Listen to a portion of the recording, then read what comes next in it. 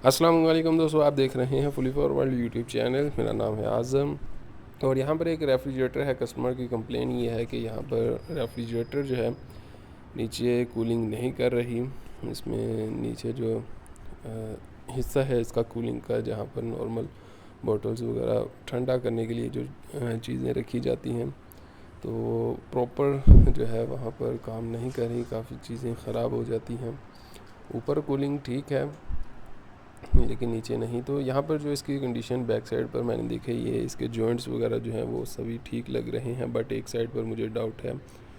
ये देखें, ये सभी खुश्क हैं बिल्कुल, और इसके ऊपर जस्ट ये डस्ट है। और ये जो है अभी ड्रायर फ़िल्टर, इसकी कैपिलरी ट्यूब यहाँ पर मैं आपको दिखाता हूँ। ये आप ड्रायर फ़िल्टर को देखेंगे, ऊपर से भी इसमें ऑयल फील हो रहा है जो जॉइंट है, और जो ये देखें ऑयल आपके सामने, और नीचे जो कैपिलरी ट्यूब है वहाँ पर भी ऑयल है, ये देखें, और अच्छा खासा ऑयल है। तो मे भी कि यहीं से ही लीक होगी। तो प्रॉपर बेस्ट जो इसका भी तरीक़ाकार है कि इसको कैसे जो है इसको क्लियर किया जाए। इसको हम बाय वेट, एक तो गैस चार्ज करना इस वीडियो में सीखेंगे, और दूसरा वैक्यूम करके हमने गैस चार्ज करनी है। ठीक है, अभी इसमें जो प्रेशर हमें देखने को मिल रहा है इस फ्रिज में बंद, इसमें ऑफ पोजीशन में ये प्रेशर है 10 psi प्रेशर है ऑफ पोजीशन में। एक्चुअली प्रेशर थोड़ा समझ लें कि ज़्यादा ही है इसमें, लेकिन प्रेशर कम इसलिए है कि ऊपर फ्रीज़र फुल ठंडा है, तो इसलिए हमें कम प्रेशर शो हो रहा है। अभी हम क्या करेंगे, ऊपर से इसको निकाल देंगे अच्छे से, इसको रेगमार लगाकर साफ़ करेंगे, और कॉपर का पीस नया या इसी को सोल्ड ब्रेजिंग कर देंगे। ठीक है, इसको अच्छे से रेगमार लगा लेंगे और ड्रायर फ़िल्टर को निकाल देंगे यहाँ से, और ड्रायर फ़िल्टर को रिमूव करके कैपिलरी को भी कट कर देंगे। कैपिलरी को साफ़ करके न्यू कैपिलरी को जो है वो हम सोल्डर करेंगे, नया ड्रायर फ़िल्टर लगा देंगे। और ये ड्रायर फ़िल्टर मैंने हिला कर देखा है, तो इसमें सिलिका जेल जो है वो हिल रहा है बिल्कुल। तो मतलब इसमें फ्रीज़र और कंडेंसर में ऑयल वगैरह के चांसेस नहीं हैं होने के। तो अभी हमें जो है ये वैक्यूम भी आपके सामने मौजूद है, वैक्यूम मशीन। तो वैक्यूम भी हम इसको करेंगे प्रॉपर, और वैक्यूम को स्टैंड भी करेंगे। तो यहाँ पर काफ़ी जो काम है वो मैंने वीडियो को पॉज करके कर लिया था। ये आप देख सकते हैं कि फ़िल्टर, ड्रायर फ़िल्टर जो है वो बिल्कुल न्यू लगा दिया है। ये इसका कैपिलरी वाला जो नीचे जॉइंट है वो ब्रेजिंग कर दिया है हमने सबसे पहले कैपिलरी वाला जॉइंट लगाया, फ़िल्टर को सीधा करके कैपिलरी ऊपर से रखी और जॉइंट लगाया, और फिर इसको उल्टा करके ऊपर ये वाले जॉइंट्स जो है वो जो इसके कंडेंसर के साथ हैं फ़िल्टर को अटैच करके हमने लगा दिए। और अभी यहाँ पर जो है जस्ट हमने क्या करना है, इसको वैक्यूम करने के लिए ये भी ऑफ है वॉल मेरे पास, सॉरी, इसका जो है स्पिंडल, जो वो हैंडल जो है इसका वो तो नहीं है, लेकिन मैं प्लायर की मदद से या की मदद से या प्लायर की मदद से इसको इजीली ऑन ऑफ कर लूँगा। ओके, और ये एक लाइन जो है हमने कनेक्ट कर रखी है ज़ीरो पे। बिल्कुल आप देख सकते हैं कि अभी नॉर्मल पोजीशन पे है, क्योंकि इसमें गैस बिल्कुल भी नहीं है। जो थी थोड़ी बहुत वो हमने निकाल दी जब ड्रायर फ़िल्टर चेंज किया था उस वक्त। और अभी हमने इसको वैक्यूम करना है, तो इसका ये जो एरो है वो जो कांटा है वो नीचे की तरफ आ जाएगा। और मैंने मशीन को सबसे पहले ऑन किया है, और उसके बाद आप देख सकते हैं जब मैंने इसको ओपन किया तो इसने एकदम से वैक्यूम करना स्टार्ट कर दिया। जो इसमें एयर है वो निकालना शुरू कर दी। तो ये प्रेशर आप देख सकते हैं कि ग्रीन लाइंस पर आ चुका है। तो 25 to 30 बैक माइनस जो है ये इसको वैक्यूम कर लेगा। तकरीबन 15 से 20 मिनट वैक्यूम अगर मैं इसको कर लूँ तो ये अच्छे से कर सकता है इजीली। तो वैक्यूम जो है अभी वैक्यूम पर लग चुका है, तो वैक्यूम हमने इसको भी करना है तकरीबन 15 से 20 मिनट। ओके, और आफ्टर वैक्यूम फिर हमने जो है इसमें गैस चार्ज करनी है। तो अभी मैंने वैक्यूम जो है इसमें कर लिया है और मैं इसको क्लोज़ कर दूंगा, गेज को, वॉल को ऑफ़ कर दूंगा। और देखें जैसे ही मैं वॉल को ऑफ़ करता हूँ, ठीक है, और ऑन करता हूँ तो इसका साउंड जो है वो सेम ही है। अगर साउंड में थोड़ा डिफरेंट हो तो आप इसको थोड़ा मज़ीद रहने दें। अभी पहले मैंने वॉल ऑफ़ किया, क्लोज़ किया और फिर मैंने वैक्यूम मशीन ऑफ़ की। और अभी इसकी एक साइड जो है हम निकाल लेंगे। ये लाइन अब कनेक्ट करेंगे हम सिलेंडर को। गैस इसमें चार्ज होगी R134 से।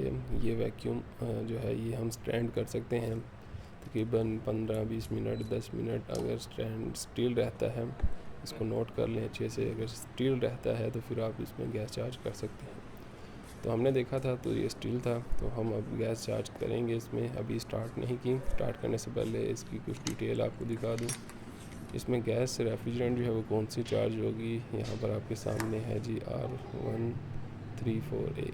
और कितनी चार्ज होगी ये आगे लिखा हुआ है ग्राम, 175 ग्राम। ये देखें, ये गैस और ये ग्राम 175 प्लस माइनस जो है वो 2%, ठीक है। थोड़ी यानी कि 2% प्लस माइनस इसमें हो भी सकती है, तो कोई इसमें इशू नहीं आएगा। 175 ग्राम इसमें अब गैस चार्ज हमने करनी है। और गैस चार्ज करने का प्रॉपर तरीक़ाकार क्या है, ये मेरे पास अभी सबसे पहले तो हम इसकी लाइन जो है वो सिलेंडर को जो है सबसे पहले हम वेट कर लेंगे कि सिलेंडर में कितनी गैस है और इसमें वेट कितना है इसका टोटल।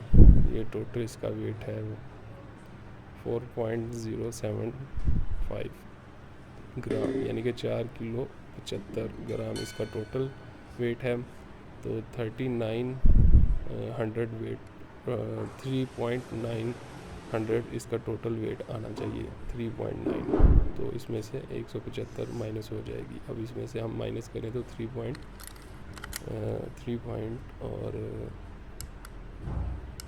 900 आना चाहिए, ठीक है। और ये सिलेंडर जो मेरे पास मौजूद है ये R134 ऊपर आप देख सकते हैं कि बड़ा मेंशन किया हुआ है, लिखा हुआ है।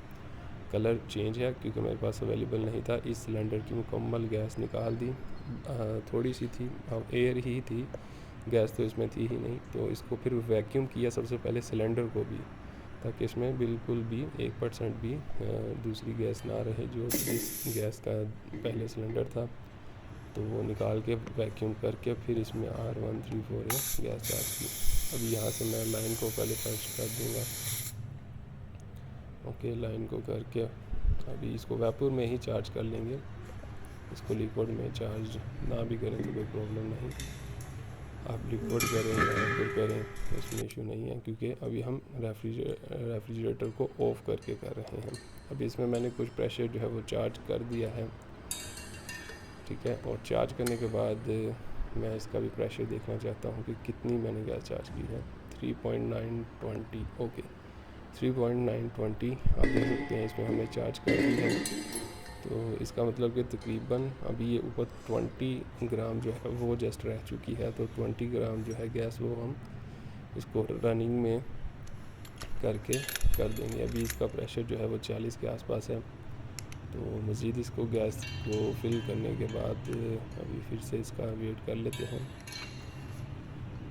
वीडियोस में कुछ क्लिप मैं शॉर्ट कर रहा हूँ ताकि वीडियो ज़्यादा लंबी ना हो। अभी आप देख सकते हैं 3.895 ग्राम, यानी कि 5 ग्राम जो है वो गैस ज़्यादा चार्ज हुई है, बट वो ज़्यादा नहीं। हमने जो लाइन फर्स्ट की थी यूँ कह लें कि वो ही वेस्ट हो गई। तो ऑलमोस्ट इसमें 100% गैस जितनी रिक्वायर्ड थी उतनी ही चार्ज हो चुकी है। तो अभी इसको रेफ्रिजरेटर को हमने ऑन कर देना है और इसकी रिटर्न वगैरह चेक कर लेनी है। और ये रेफ्रिजरेटर जो है वो जल्दी ही रेडी हो जाएगा। रेफ्रिजरेटर को हमने गैस ऑफ पोजीशन में मुकम्मल चार्ज करके 175 ग्राम फिर इसको तकरीबन 20 मिनट बाद ऑन किया, क्योंकि इसमें जो गैस है वेपर में हर जगह फैल जाए। फिर हमने ऑन किया तो अभी ये आप देख सकते हैं कि ये रेफ्रिजरेटर चल रही थी, कंडेंसर भी अच्छे से हीट हो रहा है और 5 PSI के अराउंड, 4 से 5 PSI के अराउंड चल रही थी। 7-8 PSI पर भी चले या 3-4 1 से 15 PSI के बीच में इसको चलना चाहिए, कोई प्रॉब्लम नहीं। अभी यहाँ पर इसमें ऑलरेडी कुछ बर्तन असल में पड़े हुए थे जो कि हमने पहले नहीं देखे। खैर यहाँ पर जो है आपको ये वाला पॉइंट देखना है जहाँ पर इसकी कैपिलरी ट्यूब पर पंच की गई होती है। आपको देखकर ही आइडिया हो जाएगा कि ये कैपिलरी ट्यूब वाला पाइप है, और यहाँ से आप सेंस करेंगे आगे होकर के स्प्रे हो रही है या नहीं। अगर स्प्रे हो रही है तो मतलब कि वेल ये कूलिंग अच्छी इसने करना स्टार्ट शुरू कर दी है। और नीचे जो है वैसे आपने स्टार्टिंग में तो बिल्कुल भी लोड नहीं रखना, मींस के आपने कोई खाने पीने की चीज़ें नहीं रखनी, ऊपर भी बल्कि नहीं रखनी। यहाँ पर तो ऑलरेडी थी क्योंकि काफ़ी सारी ऊपर फ्रीजिंग हुई थी, हमने अभी ही इसको रेडी किया है। तो मुकम्मल जो है ये हमारा काम हो चुका है। बाय वेट हमने गैस चार्ज की और विद वैक्यूम करके हमने गैस चार्ज की। तो ये एक बेहतरीन और आसान तरीका है, इसमें आपका टाइम भी एक जो है काफ़ी बच जाता है। अभी अगर इस रेफ्रिजरेटर को हम छोड़ भी दें और नेक्स्ट कोई वर्क है तो वो भी कर सकते हैं, तो इजीली हमारा काम कंप्लीट हो गया। अगर आप इस चैनल पर न्यू है, चैनल को सब्सक्राइब करें, वीडियो पसंद है वीडियो को लाइक करें, और नीचे आपको कॉन्टैक्ट नंबर मिल रहा है। पीसीबी, इन्वर्टर, एयर कंडीशनर का जो दोस्त काम सीखना चाहता है वो काम सीख सकता है। कॉन्टैक्ट नंबर व्हाट्सएप मौजूद है स्क्रीन पर, कॉन्टैक्ट करके ऑनलाइन किसी भी सिटी से, किसी भी कंट्री से है तो वो काम सीख सकता है। तो मैं मिलता हूँ आपसे नेक्स्ट वीडियो में। अल्लाह हाफिज़।